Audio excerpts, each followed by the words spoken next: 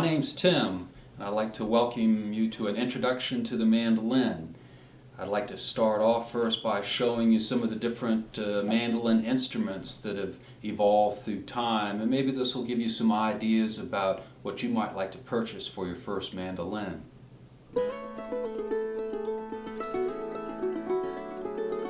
This is what we call a Neapolitan mandolin, and this is what you might have seen, or something similar to this, made in Italy as far back as 200 years ago.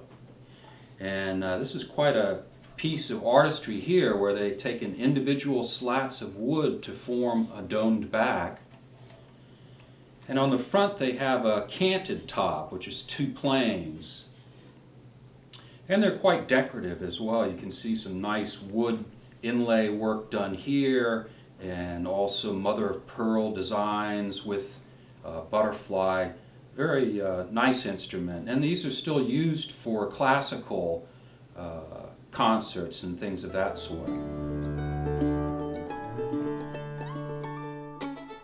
So as time goes by, the design changes a little bit, and we'll see here that they've developed a flat back instead of the bowl back. And the top is still canted with the two planes, a small bridge, still the same oval hole, some nice inlay work, and this is a bit more of a modern style of instrument.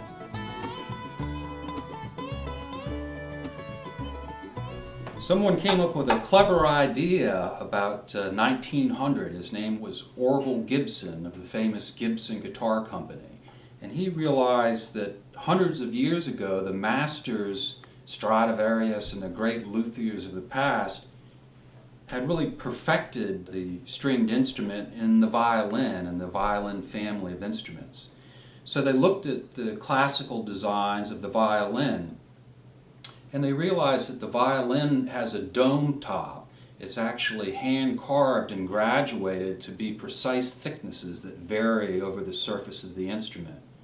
And likewise, the back of the instrument is also domed, so they'll carve it out and precisely tune the instrument. You'll notice also that the violin has the F-type of sound hole. So they decided to borrow from the masters and try to incorporate some of the features of the violin family into the mandolin.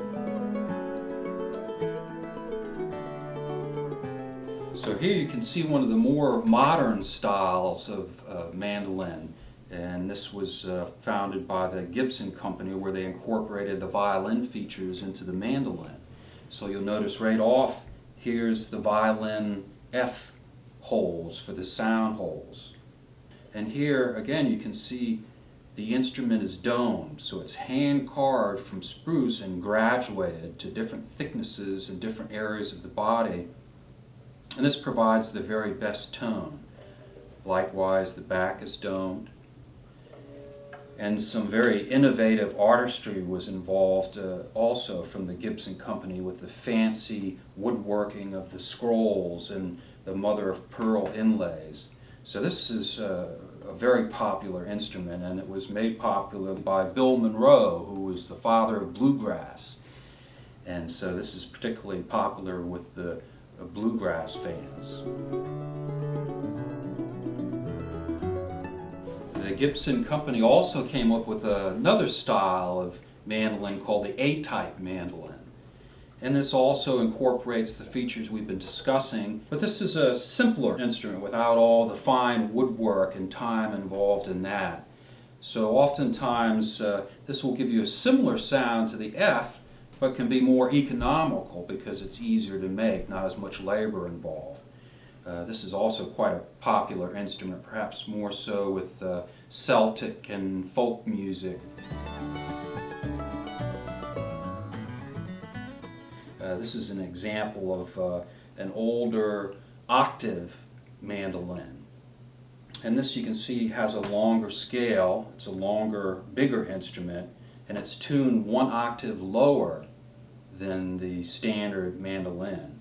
So this gives you a different type of sound, a more bassy type of sound.